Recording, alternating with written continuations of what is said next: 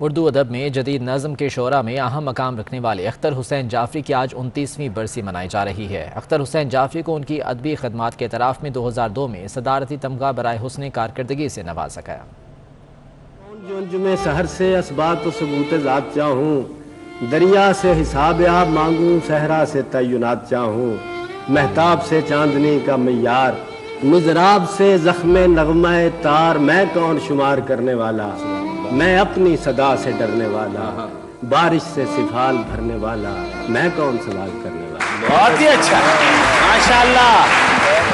ترک وعدہ کہ ترک خواب تھا، وہ کام سب ہو چکا جو کرنا تھا۔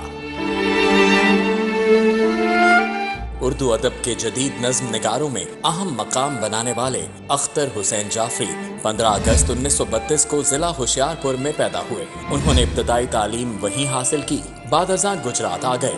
اختر حسین جعفری سرکاری ملازم ہوئے اور ڈپٹی کلکٹر کے عہدے تک پہنچے۔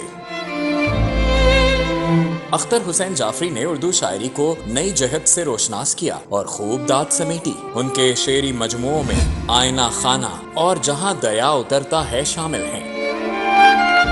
حکومت پاکستان نے اختر حسین جعفری کی ادبی خدمات کا اعتراف کرتے ہوئے 2002 میں انہیں صدارتی تمغہ برائے حسن کارکردگی عطا کیا، جبکہ ان کی تصنیف آئینہ خانہ پر انہیں آدم جی ادبی انعام دیا گیا تھا۔ اختر حسین جعفری کی زندگی کا سفر 3 جون 1992 کو تمام ہوا۔